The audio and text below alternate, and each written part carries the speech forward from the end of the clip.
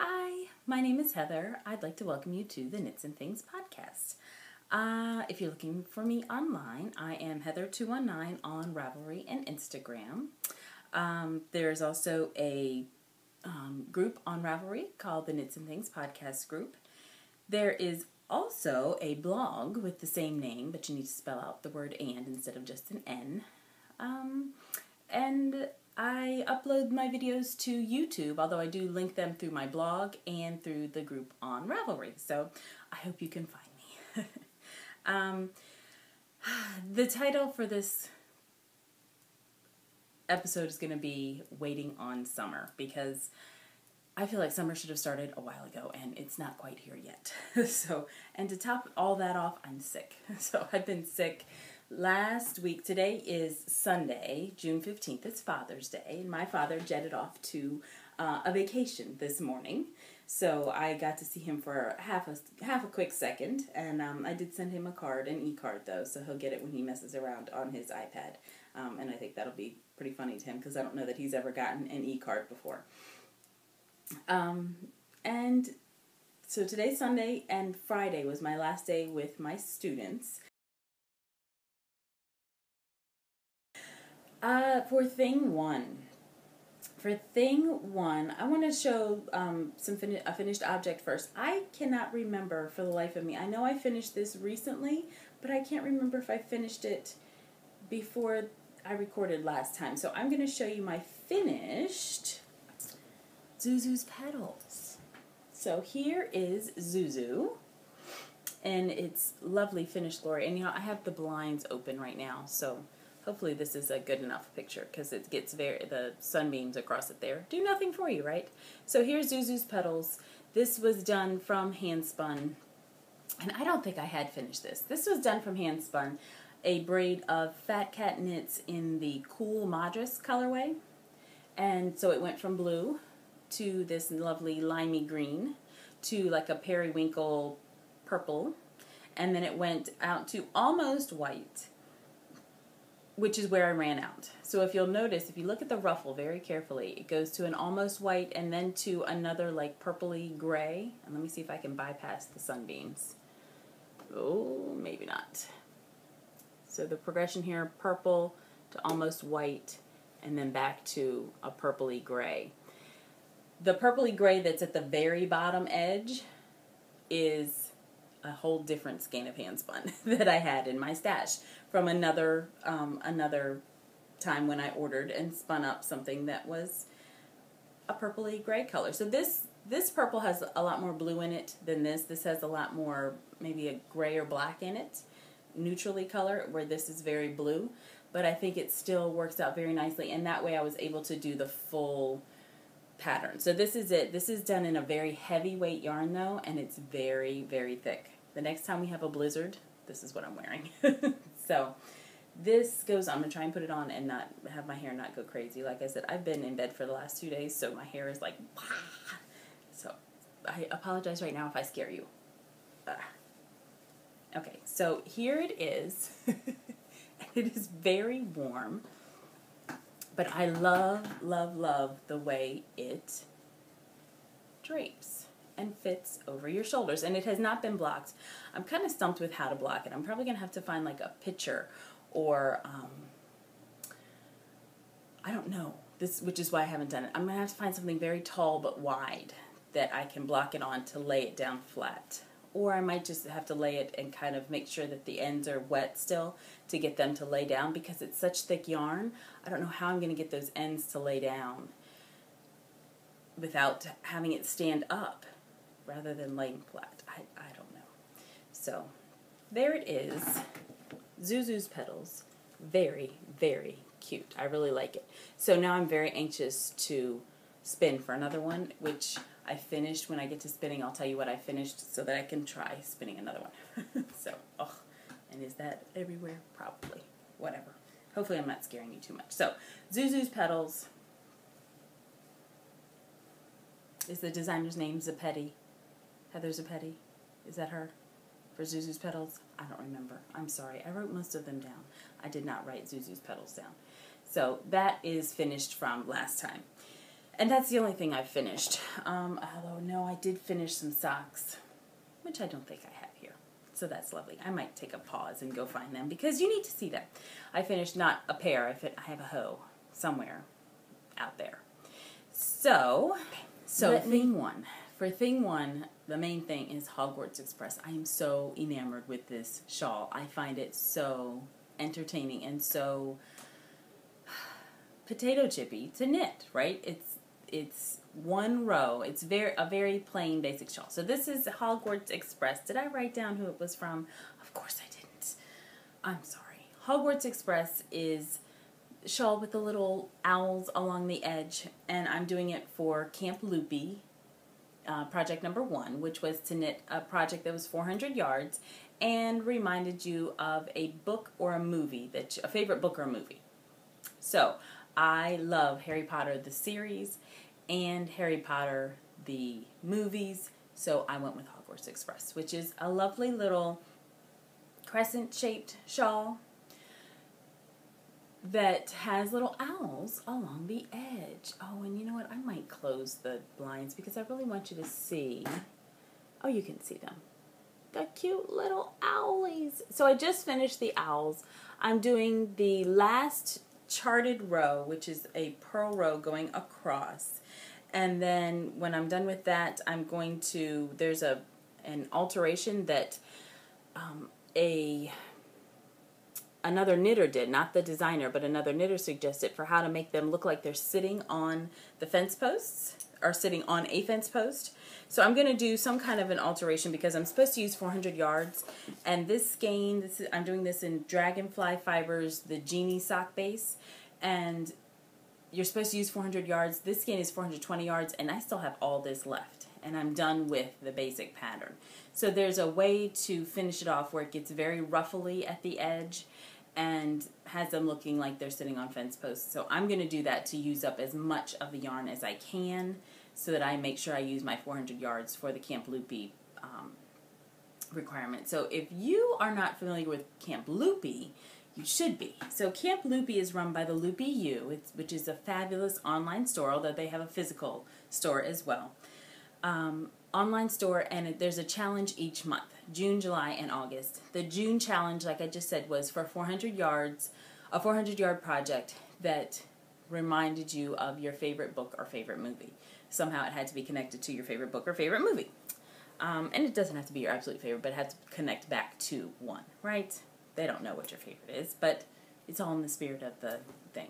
And also, it's called Camp Loopy because it's summertime, of course, but then there's like virtual camping type things going on. And so this year is right up my alley because it's glamping.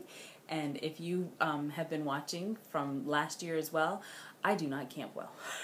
So even when we are glamping, I still tend to have issues, which is why I'm not doing anything but virtual camping this year. So I'm in Glamper number 5, which is the purple Glamper, although I think maybe we get sorted into different Glampers each month, for each round. I'm not sure, but I just put in my order last night. Yes, yesterday I put in my order for yarn for my nephew. So in keeping with this whole thing, let me go back. Camp Loopy runs, the Loopy U runs Camp Loopy. Camp Loopy is a different challenge in June, July, and August, and I think it increases in yardage each month. Month 1 I've told you about. Month 2 is coming up. We just got the directions for month 2, which is a 600-yard project, and it needs to go back to your favorite place to relax or a favorite vacation spot, something like that. And I love water. When I'm on vacation, I don't think it's a vacation unless I can see, hear, smell, touch, get into some water. Preferably the beach, although it could be a lake or last resort, the pool. So I ordered some Cascade yarn, I believe, in their Cascade Pima Cotton for my nephew for a sweater. I found the cutest little sweater. So I'm going to knit it in a size 4T, which is actually the first size in this pattern. The pattern actually goes from baby up until a 10-year-old boy, I believe. And I'm going to do it in the size 4T, which will be about 750 yards for a yardage requirement. And I think that will fit him because he's a pretty big kid, and by the time I get it done, he will fit in it pretty nicely, I think. It might be a little bit big for him now for this fall, but I think then he'll be able to wear it throughout the winter when it does really get cold, because he's always too warm. And then hopefully it'll last in the spring again as like a little light jacket for him. So he's going to be the recipient of my second project, because all of my projects I've decided have to be gifts. I have no business buying yarn. No business at all with the stash that I have. But I wanted to participate in Camp Loopy, so I had already said that if I was to participate, that they had to be gifts. So the Hogwarts Express is going to be for my cousin for a Christmas in July gift that we're going to send for her, because we neglected to send her a big fancy package at Christmas time, which is what we normally do. Because she's the only close family still left in Vermont, which is where my mom's side of the family is from. So we usually send her a big care package at Christmas time, since she's technically by herself. There are some other distant relatives there, but none that are kind of as close as we all are. So that will go to her. The second project will go for my nephew, and then I'm assuming that with the yardage increase for the next time, that yardage will fit in to allow me to knit a sweater for my son. And when I was looking through for the patterns for my nephew, I found some that, in kid range sizes that would hopefully work for my son. Although I don't know, he's going to be a big kid. He's like adult sized everything. So I hope that the size 14 that's there will still fit him. I don't know. I might have to switch the yarn and maybe kind of tweak the pattern a little bit to get it to work. But it's the one I found for him is called Magic, I think, which has gorgeous ribbing along the arms and across the chest, and then like a little center cable thing and a little button detail at the neckline in the back that I think would look very handsome on him, because he's got nice broad shoulders, and I think it will look very nice and hug in across his shoulders and then show his little like tapering waist, because he's that kind of broad shoulder little waist guy. And I think it'll look very nice on him. So, but that I think is for Camp Loopy. The yarn that I ordered for my nephew is in the deep seafoam colorway, which harkens back to the water that I talked about.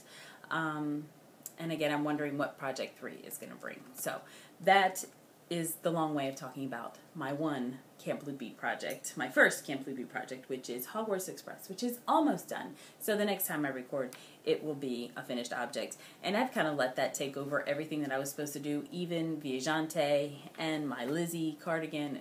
It's taken over everything because it's just so much fun.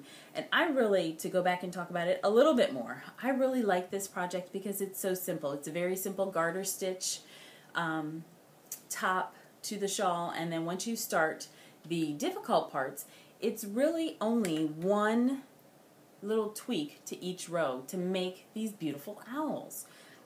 I don't want to give away the whole pattern, but to make the owls, you do cable, but it's a 2x2 cable, and it's the same cable each time you do it. It just depends on how closely you place it to the other cables, if it's going to make the top of the owl, or the chin, the bottom of the face of the owl, or the feet of the owl.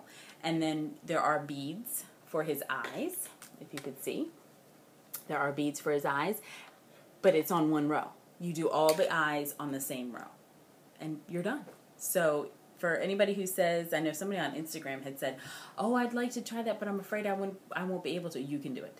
You can definitely do it. It's simple, simple, simple. And you have one thing to do, and you do it consistently throughout the whole row.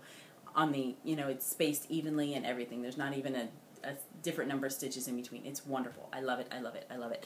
And I would like to make myself one this fall or this winter as well. I might go with a DK weight yarn because the fingering, I kind of want it to be a little more substantial. I'm kind of looking at it like going, that's it. I would like it to be a little bigger and a little more stand out. So I will probably try it again in maybe like a heavy fingering or sport weight, maybe even a DK weight when I do mine, so it'll be a little bit more substantial, and I think it'll be beautiful. And the pattern, if you wanted to look it up, the pattern for the Project 2 that I'd like to do for my nephew is called Gaspard Legrand by Christine Robley. Roubille, and it's a boy's sweater for babies on up to 10-year-olds. All right, so that was Hogwarts Express and Camp Loopy, and all of this is also counting. Is anybody doing Stash Dash? So I'm going to do Stash Dash, and everything that I've been mentioning, everything that I've been working on, except for when I talk about Cracker Jack, the cow that's going to go along with the baseball theme, that will not count because that won't be done by August. But all of this is counting for Stash Dash with the Knit Girls. And so with Stash Dash, your challenge is to knit a 5K in yarn during the summer. And it goes with Laura from the Knit Girls is also a teacher. She's a middle school librarian, I believe. And so when she goes on summer break, she likes to try and knit 5,000 yards. So it actually falls in her summer break, which her summer break is shorter than my summer break. Or I'm sorry, is longer than my summer break. Actually, no, it's about the same because she's already started, but she goes back. It ends on August 7th when she goes back. So she goes back a little earlier than I do, and she gets out a little earlier than I do. I am just now getting out. Well, actually, I still have another week to go, and I don't go back until the very end of August. So the times are a little bit different, but I think I can still do it because everything that I had planned on doing for that owl for Hogwarts, which was going to be in like a 3-month span that had already started in May, will now have like a 3.5-month span starting at the end of May and going to the beginning of June. So it'll be end of May to end of June, end of July. Oh, maybe it won't. Anyway, the things, yeah, actually, yes, it will, because the things, you can use things that you've already started to count in Stash Dash. So things that I've finished, like the Zuzu's Petals counts, my Hogwarts Express will count, my Viagante will count once I get it done. All my socks will count when I get them done. The spinning that I just finished will count once I ply it up and everything. So things count that would have counted before Stash Dash actually started, which is good because I had 4,000 yards between the things that I was going to do for my owl. So with things that I started before and things that I'm starting during, that will definitely get me to 5,000 yards. So yay! Oh, and the spinning, definitely, because there was no spinning involved in my owl that I was planning for Hogwarts. So, on to Lizzie. So Lizzie, I'm trying to find my notes. Lizzie is a pattern by Georgie Hallam, and I have not worked on it much lately. I don't know if I had started the lace before I recorded last time, but that's where I am now. I think I had just started the cables last time. So Georgie is an open front cardigan that has a raglan shape to it, and it has cables and lace and plain stockinette. So at the top and on the sleeves, plain stockinette, and the sun has gone down, so my sunbeams are gone, yay. So here's the back, plain stockinette down to a point where the cables start. So you have cables for, I think, 3 twists, and then now we're starting with lace. Can you see that? So then the remainder of the bodice will be lace. The pattern is written to be a very long, almost tunic length hem, but I'm going to shorten it and have it as a cropped hem so that I can wear it with some cute summer tops so that I can use it to cover up my bra straps, because I'm not going without a bra because that's just unnecessary. So there, I'm trying to make sure that you can see the lace. There's the lace. There is a mistake somewhere, and I want to say it might be right there. There is a mistake somewhere. I started the lace. This was one repeat, and somehow I'm off. So I have to go back and figure out where the repeat is off, or where I got off on the pattern. And I don't know where it is, but it's off by 1 stitch. Yeah, it's off by 1 stitch somewhere, and I need to figure out where, and I just haven't had the gumption to, because I was more enamored with my Hogwarts Express and then I was sick. So definitely not concentrate too hard on your knitting type feeling. But the lace is looking very pretty. And I think it's a very pretty design. I'm anxious to have it and wear it. And I really like, this is a Pima cotton too. This is, I'm knitting this on size 5 needles out of the Knit Picks Shine Sport.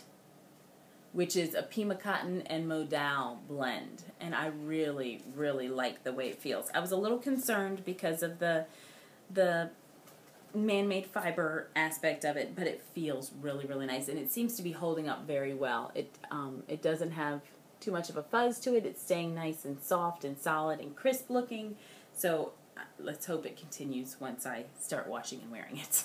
So that is on the needle still. Has not had much work done in it, but waiting on summer, right? Waiting on summer. That's the theme of this month. All right, let me see if I can find my socks. So I'm also working on the Mystic Spiral socks. I do have a hoe, a half finished object. Yes, I do have a hoe, and I'm going to try and show you these on some sock blockers that I bought, but they're a little flimsier than I thought they were going to be, so we'll see how they work. So I bought sock blockers from an Etsy vendor that makes them out of, I'm assuming these are placemats, because I think I've seen these at Target before. And they were very inexpensive. So until I can get to the point where I see and feel like spending money on some lovely wooden or plastic ones, I'm going to go with these. And that seems to work. So here is the Mystic Spiral sock that I finished. And this is done in the Desert Vista Dye Works yarn. This is Desert Vista Dye Works in the self-striping jukebox colorway. I was thinking it said something about lollipops, but maybe not. So it's the jukebox colorway, lovely rainbow. There's the sock. I think it's very cute. It's got the little biasing on it. I am going to show it to you off of here, though, and show you the very front of the sock, because this is how everybody sees it, is this way, where the toe, you get that stripe across your toe, and then a stripe up your leg. So there's the first sock that is finished. I started the toe of the second sock, and when I say started the toe, literally, I started the toe, and that's it.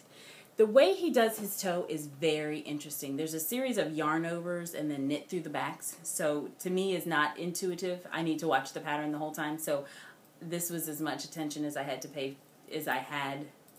in me to pay attention to get it done. So the toe works out lovely. I really like it, and I like the way it fits. It's very rounded, a little bit squared off, and which is what I need because I have very square toes. I know a lot of people have one or two toes that are much longer than the others, and I don't. My big toe sticks out the farthest, but not a whole lot farther than any other toe, and all the other toes are pretty much the same length, so the very pointy toes don't work for me.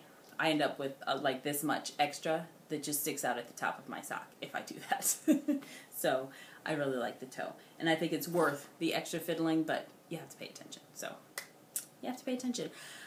And so I have not really worked on those too much other than to finish the one sock. The Afterthought heel sock is in there as well. Didn't get to those. Crackerjack I have worked on though. So I've got my Crackerjack shawl going. This is the shawl that has the 4 colors representing home games and away games for my baseball team, which is the Nationals. And I have the dark blue for the dark blue for home wins, the sky blue for away wins, so the blues are wins, and the grays are losses. Again, the dark gray for home losses, the light gray for home. Let me start again. I'm knitting Crackerjack with these 4 colors. The blues represent wins. The dark blue is for home wins. The light blue is for away wins. The dark gray is for home losses. The light gray is for away losses. Yay! Okay, so this is my scarf, and I think it's in danger of turning very gray. The Nats have been on a losing streak. I was I was trying to smack talk with Christy from the In a Snit podcast today because the Nats just lost horribly to the Cardinals in a series at the Cardinals Stadium, and I was smack talking because my favorite, Jason Worth, caveman, was up to bat, and the Cardinals pitcher has a crazier beard than Jason Worth. And I'm like, look at that. It's the battle of the beards. So the Cardinals pitcher has a shaved head, but he has a fuzzy beard. And they say he doesn't shave his beard during the season. So his beard's like down here like Santa Claus. But it's brown. And Jason Worth he's like his hair is about as long as mine, and he has a beard to go with it. And seriously, he looks like a Sasquatch. It's just hilarious. He actually was wearing a shirt one day that was like talking about his Sasquatch look. It was pretty funny. Because every time he gets up to bat, I go, caveman! But anyway, so, and Christy mentioned to me, but who's winning, Heather? Oh. The Cardinals were winning, but the Nets still looked good, because they're very cute. So this is my scarf.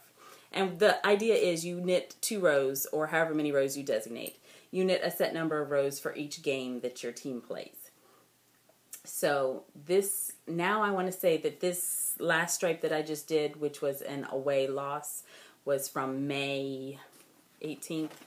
So I'm close to being caught up. Don't quote me on that though. But I'm like a month away. I want to try and be within the month at all times. Here's my notes.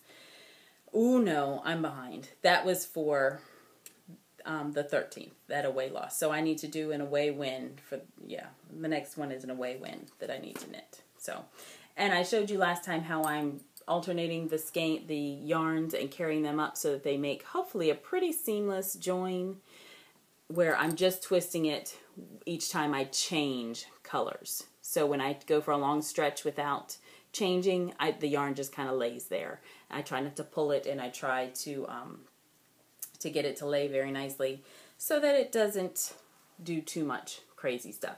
But I found that when I was making all the yarns loop around each other every time, I was getting a really big jog in between, and I didn't like that at all. So this, I think, is a little bit less noticeable, and hopefully it will last throughout the knitting. So that is Crackerjack, and the Crackerjack is a pattern by Stacy Simpson Duke, and it's just a concept scarf. You can do it for whatever concept or idea that you want.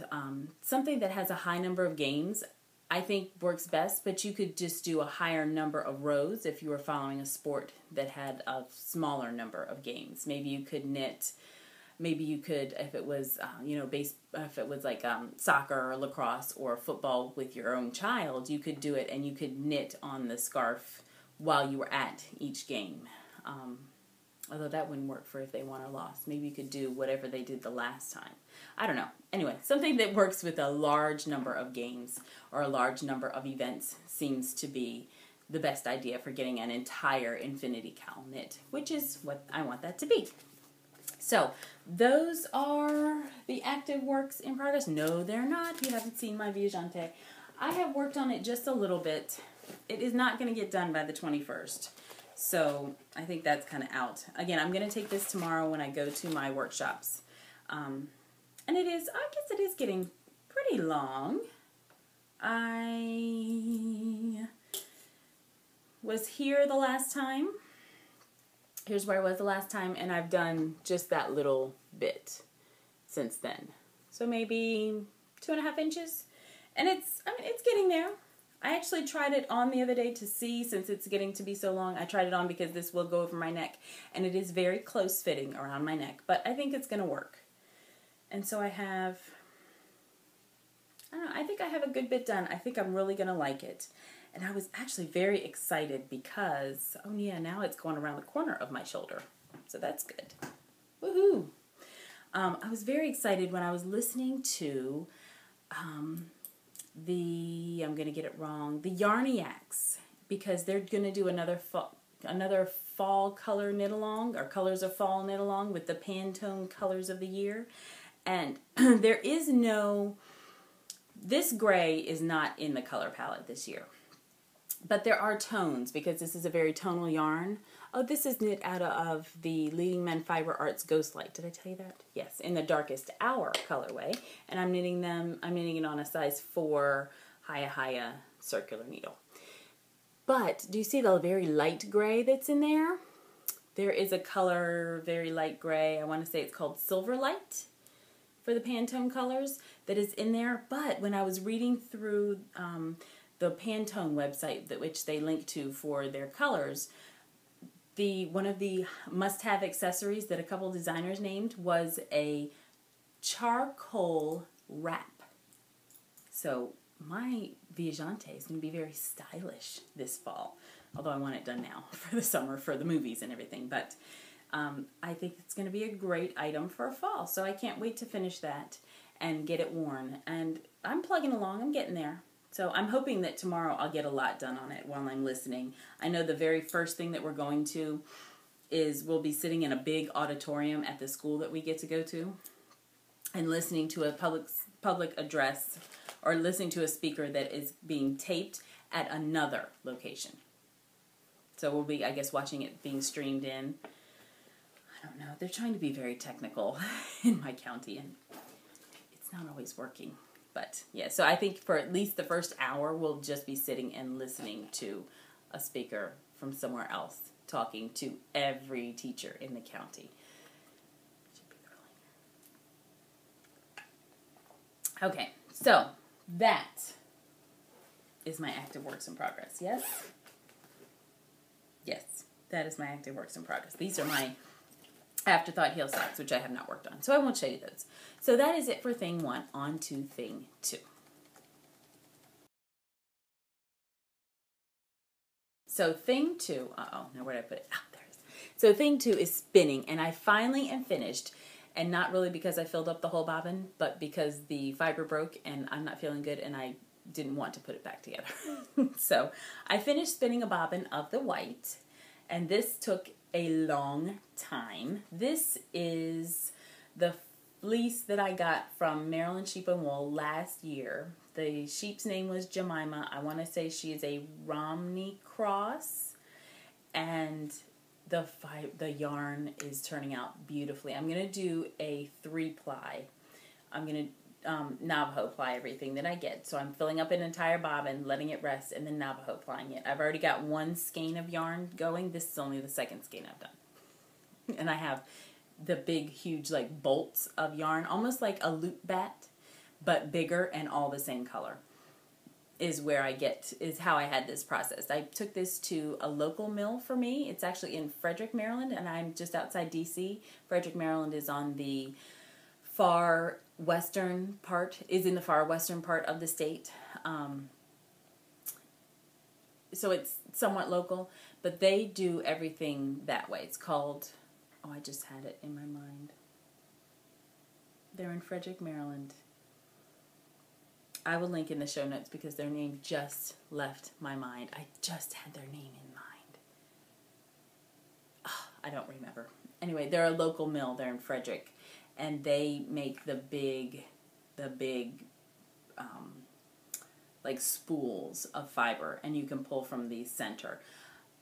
I have found it might have been the fiber that I had, because they don't do a Romney cross like this all the time. They use a different combination of fiber, and so maybe it pulls out easier, but I was finding that this was not pulling out of the center very easily, so I've been unwrapping it from around, kind of like a toilet paper roll or a paper towel roll. I've been unwrapping it, and this was not a whole bobbin full, or a whole, I don't know what to call them, a whole spool of fiber to make this one bobbin. And so I'm hoping to get maybe 250-ish yards out of this with a 3-ply. I tried to be very consistent, and I tried to be nice and thin. Some places got a little bit thicker. But I'm very anxious to see how that works up. And then I plan on just spinning everything and dyeing the yarn once I'm done. So that is something that I'll be working on throughout the summer and probably throughout the fall. I don't know that I'll get this done. I heard that the, who am I going to say now? The Knitmore girls are doing another spackle round, and that, I know Tour de Fleece is coming up, but I can't commit to spinning just that white fiber during Tour de Fleece because it hurts my hands. So I'm actually on to spinning something else as a reward for doing a whole bobbin of white, which took me months. I'm going to work on another gradient from Fat Cat Knits to try and do another Zuzu's Petals. So this colorway, this is Superwash BFL. and it is the Frog and Carp colorway. It was a color of the month a while back, and it's beautiful. I always get 6 ounces, or I like to get 6 ounces when I can from Fat Cat Knits, just to make sure that I have enough to handle. So she sends it in a 4-ounce braid and then a bonus 2-ounce braid. So the 2-ounce braid is what is on the wheel right now, and I didn't want to break it and stop working with it to bring it in because I only have a very little bit on the bobbin. But this is the 4 ounces, so I will split it again here, which is the way the 2-ounce braid goes. It's just one strip of the color, blue to green to yellow to red. So I will split this, once I undo this braid, I will split it here so that I have basically 3 2-ounce braids that go blue to green to yellow to red. So that will be the gradient there, and I will try for another Zuzu's Petals, I believe. I really think that I wanted the 6 ounces of this because it's the superwash, and I wanted to try and do socks. Although now I'm leaning away from that because when I bought this for that, it was before I heard so many people mention not doing socks with things that did not have nylon.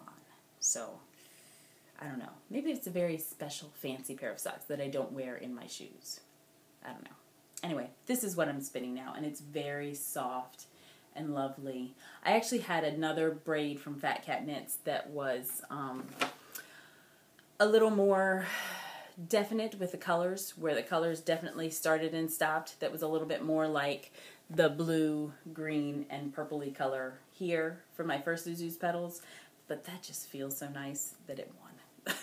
So I am going to do Tour de Fleece. I need to check on exactly when the dates start, and I will probably spin with Team Sasquatch, although the Mustache Knit podcast girls are also starting up a team, and they're just so much fun that I might join in with them as well and see. I don't know.